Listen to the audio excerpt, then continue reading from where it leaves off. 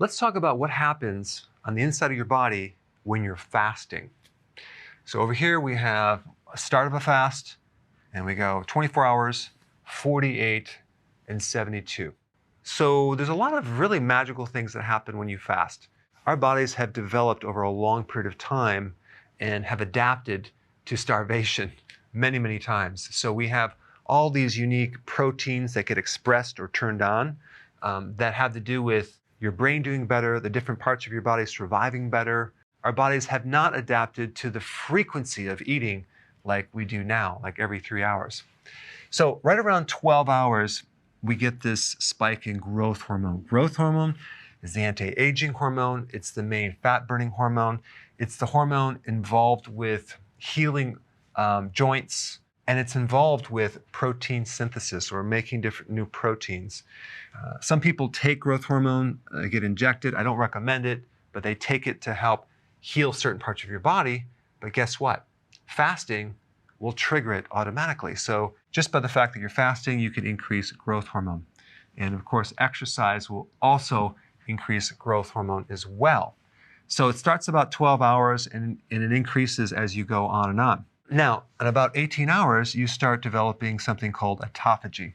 Autophagy is an interesting thing that happens with your body where you start recycling old, damaged proteins and microbes as well. One type of protein would be the advanced glycated end products, which basically when you combine glucose with a protein, it becomes very sticky. So let's say you're on a high carbohydrate diet and that sugar combines with your own protein in your body, and that starts to glycate or just kind of destroy some of the proteins in your body, and then they don't function anymore, and they get sticky and they clog things up. Well, guess what? Your body will start cleaning all that up and turning these damaged proteins into new amino acids where your body can use them. Amyloid plaquing, which occurs in the brain and other parts of the body, is a type of protein that can be cleaned up with autophagy. So it's any type of cellular proteins that are not working anymore in your body. Autophagy will start cleaning that up and start to renew the tissue. And it starts right about 18 hours and it gets more and more and more as you start fasting. And in about 24 hours and a little bit longer, you start to really deplete this glycogen reserve, this storage supply of glucose in your liver. So the more that the liver is depleted with glycogen, the more you're going to be running on ketones as the alternative fuel. And if you have a fatty liver, for example, your body will start using that fat and turning that into ketones. So your body is finally able to start tapping into this stored energy, and you're running more and more on ketones, which is a superior fuel. And because you're running on ketones, ketones are an appetite suppressant. So your hunger goes away, cravings are gone. They're antioxidants, so you're building up your antioxidant reserve. They provide more oxygen, so your body is running on more oxygen, less CO2. It's more efficient. And because ketones are a much more efficient fuel than glucose, the thyroid does not have to work as hard.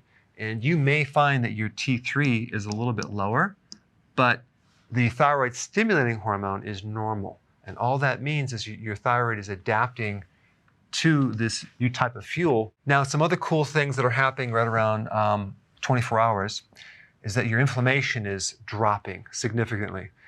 If you wanted to even speed it up more, you can add some vitamin D to that, and that will really help you. So any type of conditions that involve inflammatory states like arthritis, bursitis, autoimmune type conditions start to improve about 24 hours.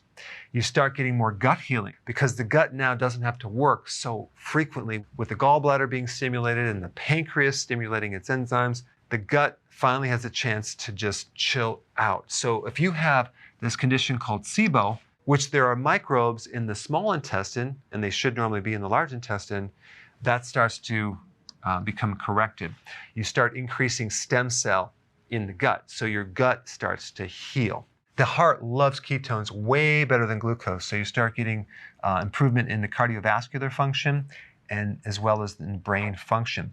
There's something called BDNF. This is a factor that helps make new brain cells. So your brain starts to repair at 24 hours. As you keep going on, you would think you're going to be losing muscle protein, but that's not really what happens because your body becomes more efficient. And there are certain genes that are sparing proteins, so it's not using muscle protein. So the efficiency of fuel is much better.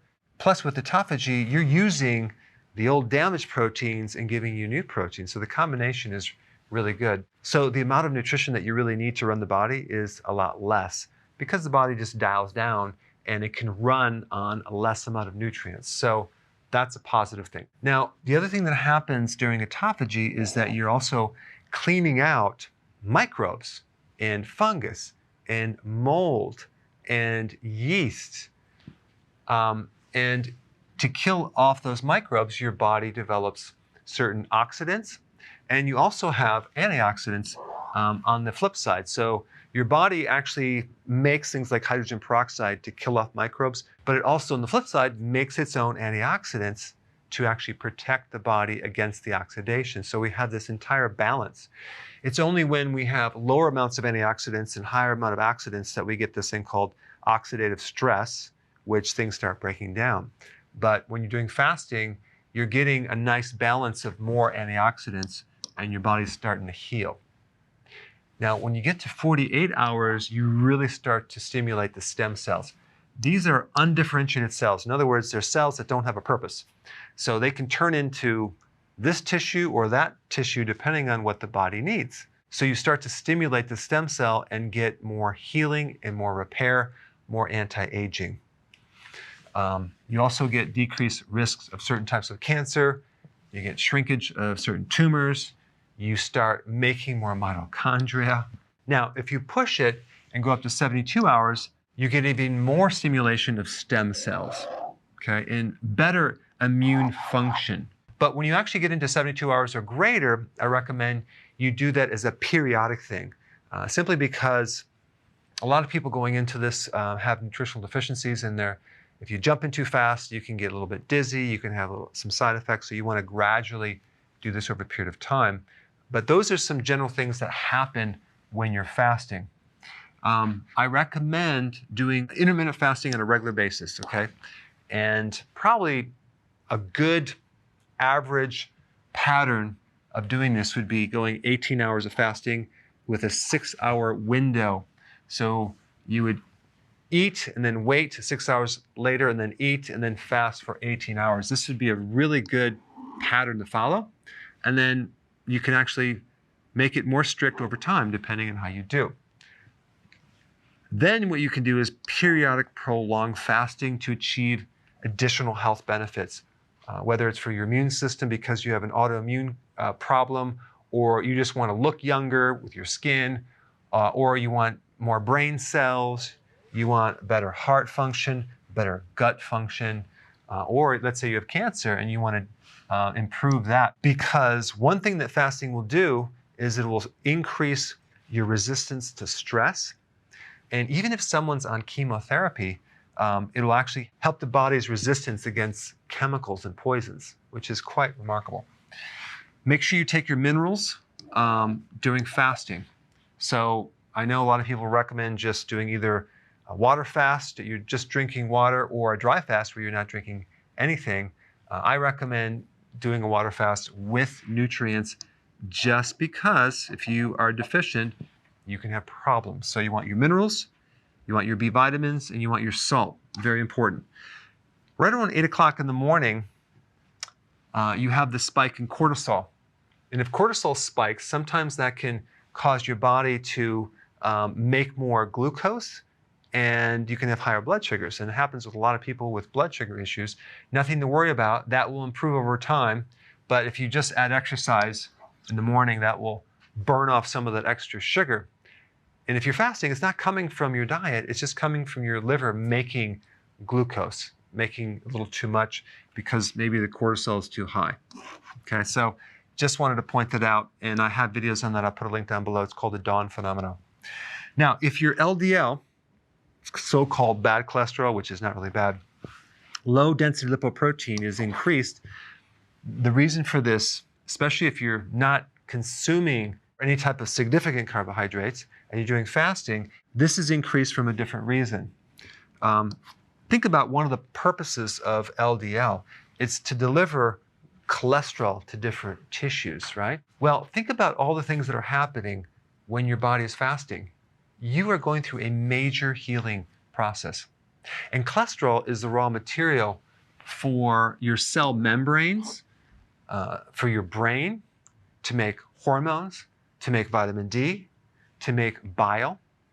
40% of all the cholesterol in your body is there to supply the membrane of your cells, which is essential to protect the cell and allow for things to go in and out of the cell.